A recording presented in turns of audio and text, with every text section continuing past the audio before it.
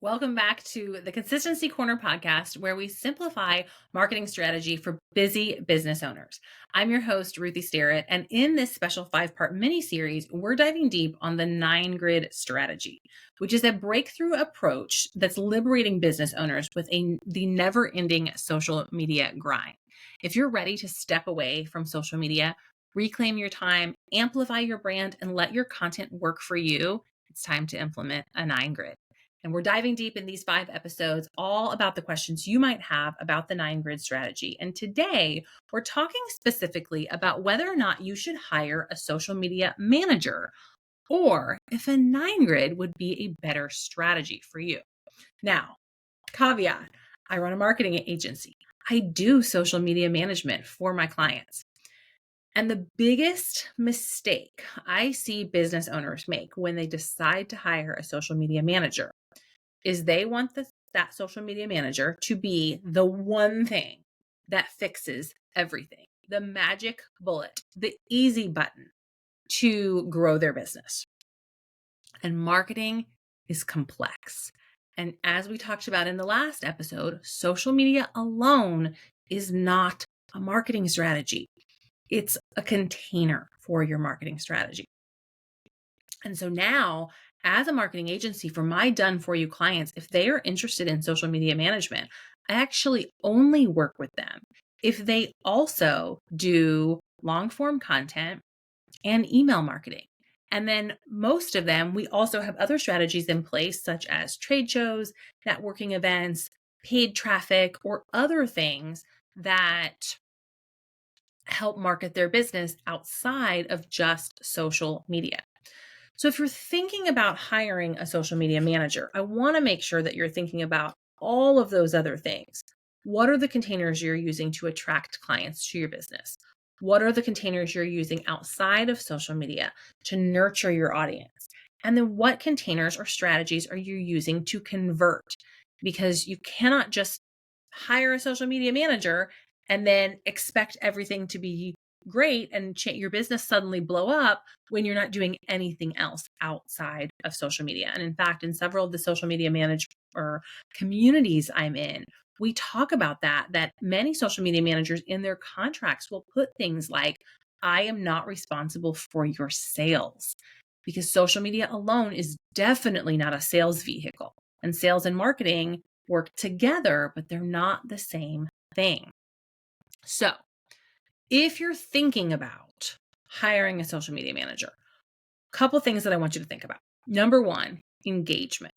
Whether you are managing your own social media and creating posts or putting up a 9 grid, or someone else is doing it for you, who is spending time and energy interacting with and engaging with the community on social media?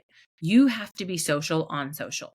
Outbound engagement. What does that mean? Well, that means engaging with other accounts, going to people's accounts and profiles who are your ideal clients or your ideal community and commenting, having DM conversations, interacting with other people and not just posting and ghosting. To be honest, those are things that need to happen on social media in order to make it an effective platform, especially if you're using it as one of your primary platforms to drive business. So if you hire a social media manager, you want to be really clear on the engagement. Who's doing the engagement? Is it the social media manager? Which is fine. That might be built into the contract. But then do they understand the tone and the language to use?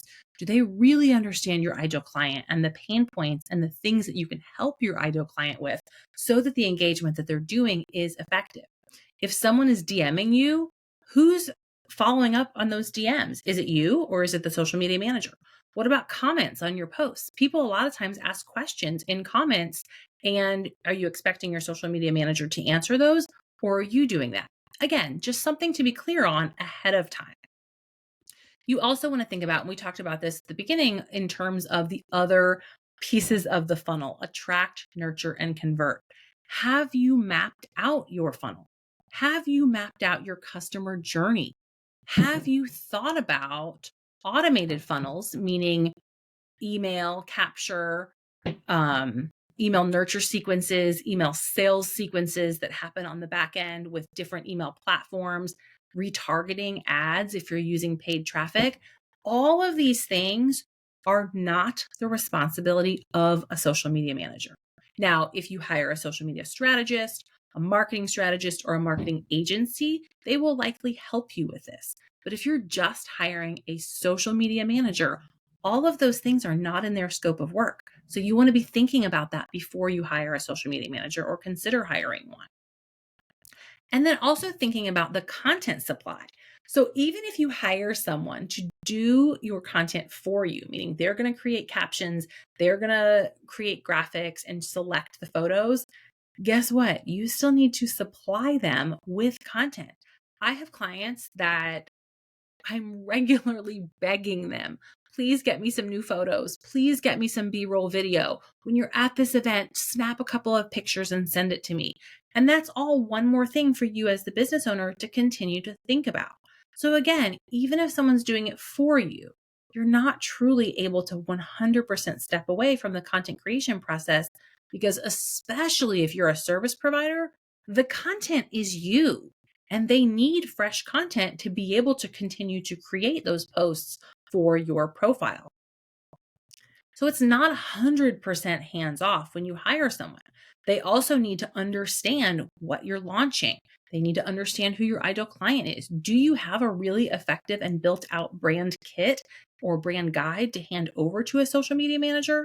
You also want to think about, when you're hiring someone, whether it's an internal team member, an employee, or a contractor, what's the lead time for them to get adjusted, for them to learn your brand voice, for them to learn the ethos of who you are and what you do, for them to even maybe see, if they're a marketing strategist and have a marketing strategy background, if there's tweaks or changes that might need to be made to your messaging or to your branding in order for it to be able to be more effective in your content. And then you as the CEO deciding how you feel about that, if that feels good, if you want to listen, if you want to trust their expertise, or if you're like, that doesn't feel good, my gut says not to do this. And all of that time, you're spending money. Most social media managers are so most social media packages from a social media manager are going to start around $1,000 a month. Now, can you find it cheaper? Absolutely. But guess what? You get what you pay for. And if you're spending less, you're probably doing a lot more work. If you're spending more, you're probably getting a lot more. But how much longer does it take for you to see a return on investment? And do you have that type of budget to continue to invest in social media alone? These are all things to think about. So if you're like, okay, Ruthie, I'm hearing all of this, maybe a social media manager isn't the right step for me, let's think about a 9 grid. Because a 9 grid can achieve some of the same things that you are hoping for from a social media manager. It can take the pressure of creating posts off of your plate. If you do it yourself, you put those 9 posts up, and now you don't have to think about it anymore for the next 3, 6, 9, even 12 months. If you have someone else do it for you, it's actually a smaller investment to have a done for you 9 grid done every 3 months than to hire a social media manager for an entire year, or 3 to 6 months, which can be how long it might take them to learn your brand voice.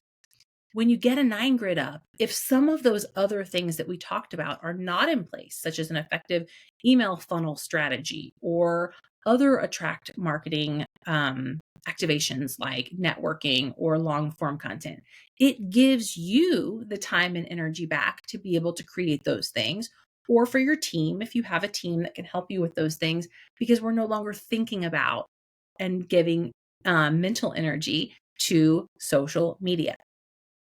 So if you're still like, okay, I'm just really not sure, like there's so much to consider and I have decision fatigue and I don't know what to do, but what I'm doing is not working, we've actually got a comprehensive free resource to help you decide how you can step away from social media effectively. Is it a 9 grid? Is it a social media manager? Is it something else? Check out the link in the show notes to get access to our decision guide for this insightful resource that is absolutely free and will help you walk through it. Thank you guys so much for being here in this episode of our mini series on the 9 grid strategy. Stay tuned for next episode where we're going to dive into some of the myths and misconceptions about the 9 grid. And remember that consistency is what brings out your brand sparkle. Stay consistent and stay brilliant, my friends.